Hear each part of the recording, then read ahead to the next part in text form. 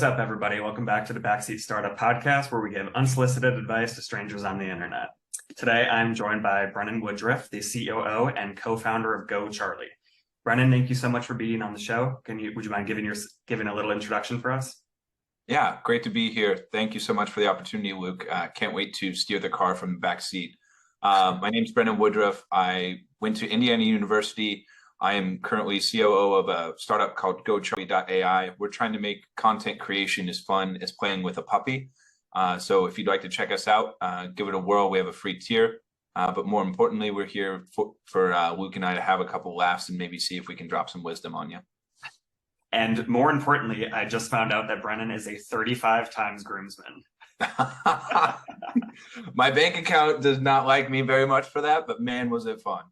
I'd love to hear it. So you know the deal. We will launch Reddit. We will find a question posed by a founder and we will break it down. You all ready? Yeah, let's do it. There we go. All right. If you see any that catch your attention, just let me know. Did you have any? What was the process like of finding co-founders or getting connected with your co-founders? It was serendipity. A fraternity brother that I hadn't talked to in like 8 years did his PhD with our CEO, and out of the blue he texts me and goes, "Hey, our other fraternity brother said you might be good at helping construct early stage equity agreements. Can you talk?" And I was like, "Dude, yeah, let's chat." So we had like an hour and a half long chat. I didn't realize at the time I was consulting my current CEO through him. And then I came back to him. I was like, "Hey, I have this wild Web3 crypto NFT idea." And he's like, "That sounds really hard. How about generative AI?" And I was like, "Okay, yeah, that sounds fun. Let's do it." And the rest was history. Kostas pitched me on the idea. I saw the potential and we went. So let's break down the specific question asked by this founder, and I'll just read it for the sake of the listeners. So the post on r/startups is red and green flags when looking for a co-founder. Product launched a few months ago, and it's time for us, CEO and CTO, to find a partner for the creative end of the business. We are looking for a chief marketing officer. What would be your advice and previous experience when adding a co-founder to your project? Note, we are looking for a co-founder and not to hire for two reasons. We lack the budget at this stage, and also we want somebody with skin in the game. So I'll try to anonymize my own experiences here, but I think green flags for me are, one, making sure that you're both in line for what you actually want to build. There's a fundamentally different mindset if you're trying to build a unicorn versus trying to build a acqui-hire versus trying to build a lifestyle business. And it's very important for you guys to be all aligned with that up front and be very clear about what the expectations of that would be. So I think green flags to look for is that they have a similar mindset about the scale and size of what they want to build.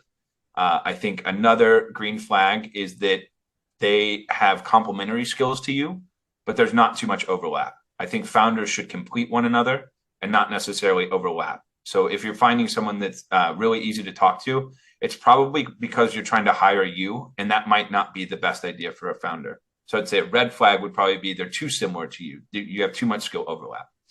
Now, I think another red flag, and I don't really like saying this, but I think it's just the nature of the beast, is if you're not trying to create a unicorn and you're trying to do a lifestyle business, it's okay. But if you're trying to create a unicorn, someone that's a new parent is going to be very difficult. I don't like saying it, but their time is going to be very split. So you need to be very upfront about maybe you carry the team up front and then they come in as the kid is ready.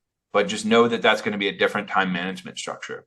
Another red flag is someone that's super wishy-washy and just repeats back what you say. You don't want someone that's going to be a pushover. You want someone that can challenge you and someone that can intellectually discuss things with you. And I think the last red flag would be someone that just hasn't had much experience in business before. Now, I am of the luck that Kostas studied business and he studied AI research and computer science. So he did have some understanding of basic business concepts. But if you're starting out with a first-time founder, I would highly recommend doing an accelerator where they can gain those skills. Because if they don't know what they're talking about business-wise, it's going to be very easy for you guys to build a business that has no economic viability. So that would be red flags. Last one, probably most important one, is someone that hasn't spent time really intimately understanding the problem that they're trying to solve.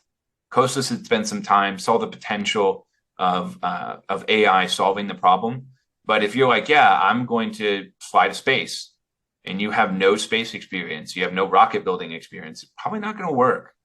So I think making sure that the person that you're working with is either prepared to get an intimate understanding of the problem they're trying to solve or already does. So those would be red flags for me. Fantastic. Those, I want to touch on one that you brought up a couple ago, which was the dynamic of like a non-business co-founder. Yeah. So like in your situation, like you're kind of the business and you have a technical co-founder. So it's a red flag regardless of if there's some person that is driving the business side. Like you would ideally like to see all co-founders at least have some basic understanding of business. Ideally, yes. I mean, when you're this early stage, you kind of play with the tools that you got.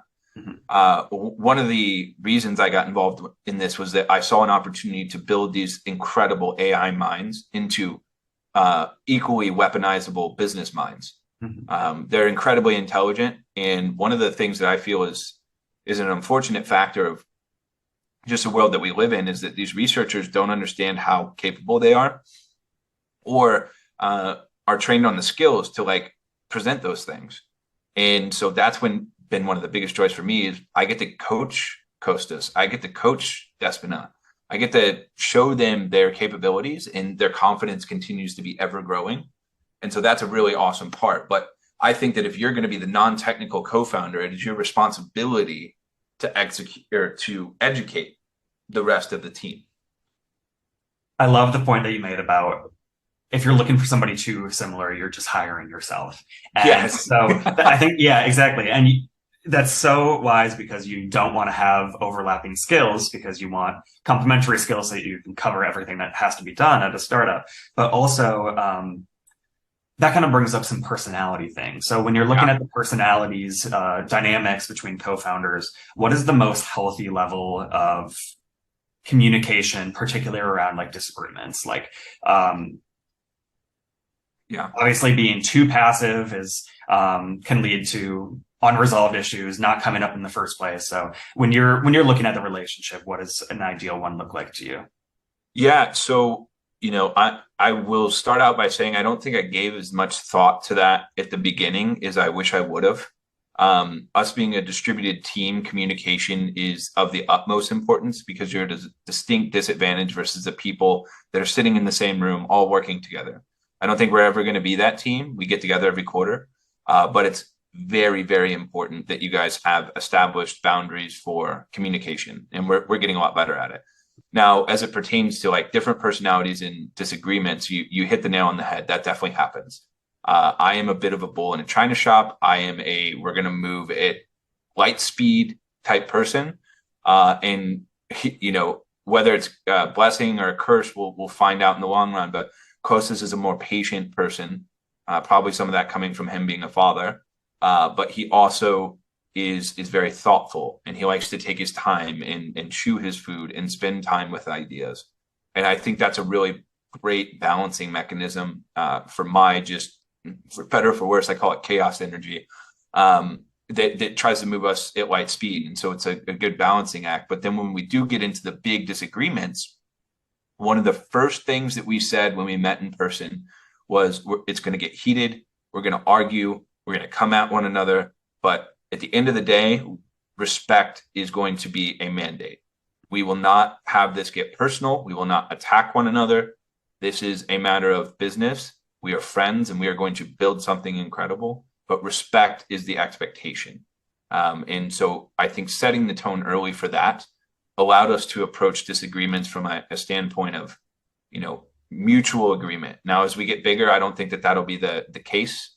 You'll have to have more solo decision-making, but we've somehow been able to navigate it pretty well. The respect element is such a critical part, and I didn't realize that until I joined the biotech startup that, for the listeners that don't know, my day job is as in-house legal counsel at a biotech startup that I co-founded. My CEO is 60 years my senior. I am the youngest in the team by quite a bit. And the level of respect he has for my opinions has just been a complete game changer of the experience I've had at the startup. So we have a relationship where, if I disagree, I am like, yeah, I don't quite see it that way. And he has been so receptive every time. And that's something that being able to have that feedback coming, from inferior to superior, has been something that I didn't necessarily expect, especially not only a position difference, but, an age difference. And that's something I respected so much about him. Yeah. And that's really amazing that you got that, because I found that when I tend to work with people that are many years my senior, they're a little more set in their ways. So finding someone that is malleable in their mindset and is willing to respect new views is huge. So you knocked it out of the park there. Yeah, absolutely. So I know you already touched on your red flags, your green flags, but if we bring it back to this poster's specific situation, what advice would you have for them? Yeah. So first I would say, check out GoCharlie.ai. It can do all your marketing for you. Exactly. Shameless plug. Second thing that I would say, because we actually dealt with this early on as well, is, make sure that what you actually need is a chief marketing officer. Mm-hmm. I think what these people may need is like a Swiss Army knife that's a growth hacker, that's an executor level. Anyone that wants the CMO title is going to want to do strategy, but not execution. We found this through our own hard-learned lessons. Like, a CMO isn't the executor. You need someone that's like a senior associate or a senior manager of marketing, and you need them to go out and hunt. So my first thing that I would ask them to do is make sure that you actually want a co-founder here or a CMO. Now, I understand the budget part. The budget part, though, is interesting, because if it's really budget that's driving you to it, I think that you could still go find someone that's not a chief marketing officer that you could pay in equity. Now, would they be full-time? Maybe not. But it sounds to me, if they don't have the budget and they haven't raised enough from family and friends, that they might not be full-time on it as well. So bringing in another co-founder that's part-time doesn't really do it. I think the third thing that I would tell this person is, you need to do some founder-led sales to start out. Like, it doesn't matter how technically gifted you are. You have to go out and understand your customers' problems, how they would change it. And so before I would recommend bringing anyone in at the CMO level or another co-founder, go make sure that people actually want to buy your thing. It sounds like maybe they have some early traction here, but I would be keen to understand how much, because if you're that early stage and the product just launched, you can probably get away with direct sales or some other growth hacking way to do it. I think what some people think with chief marketing officers is that they'll solve your brand awareness problem. There's so many ways to solve brand awareness now. I don't think you need a CMO. So I would encourage them to be a little bit more thoughtful about whether or not they actually need that person. Yeah, I want to hone in on the budget part. Do you think not being able to afford a hire is ever a good justification for bringing on an additional co-founder? Yes and no. Yes, and I suppose it depends on the company. Like, we got really lucky that the generative AI space is finally taking off, and that we were a little bit early in the game. And so that vision is really what sold people. But I think in a startup, like, budget is always going to be a problem. So you got to find ways around that, whether that be like, maybe you're maxing out credit cards for a little bit. Maybe you go pitch someone on ideas and get the funding in. I would say that budget is always going to be a problem. So I'm not sure that budget should be the reason you should hire a co-founder like that, unless they're just a wicked awesome ad or they're a friend that you know and they really believe in your vision. Adding a co-founder just for lack of budget doesn't sound all that great of an idea. Mm-hmm. Absolutely. And to circle back on another point you made earlier is that founders have to start off being able to sell. And it's amazing how much of the day-to-day job of a founder is sales, because if you are trying to bring on a co-founder and convincing them of the vision, that's sales. If you're trying to make a hire and communicate the vision, that's sales. If you want to find partners, customers, you name it, like, for the first year, the founder really has to be, top salesman in the company. You have to understand the inner workings of how to communicate your value proposition to the market to be able to guide someone else to do it down the road. So I think that's a critical part. Yeah. And just to tag on to what you're saying, like, I think if you know that you can't be that as the founder, you better hope to hell that you hired that you brought in a co-founder where they're willing to do that. Because I've seen a lot of friction where you have a very technical team and no one's willing to be the voice of the customer or be reactive enough to actually generate sales. Like, as we've started taking off, like these past 2 weeks, I probably slept the least that I have in a very long time. That's because it demanded being reactive. And I know that Kostas couldn't have that because he was building the AI in the background. So I was like, all right, that's my role. I'm going to step into it. I'm going to do it. Is that going to be how it is forever? No, but like, in the earliest stages, you can't get caught up in who's doing what. It's just like, this is what the business needs, and you go do it. Mm-hmm. I love that. So consider this question thoroughly answered. You're welcome for the unsolicited advice, user Guacamole. Brennan, thank you so much for being on the show. It was such a pleasure having you. How can listeners connect with you? Yeah, so the website is GoCharlie.ai, GoCharlie.ai.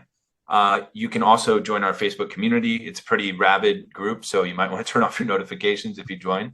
But if you want to connect with me personally, it's just Brennan Woodruff, Brennan Woodruff, Woodruff. You can find me on LinkedIn, my Twitter handle, my Instagram, if you really want to follow that, Facebook, you name it.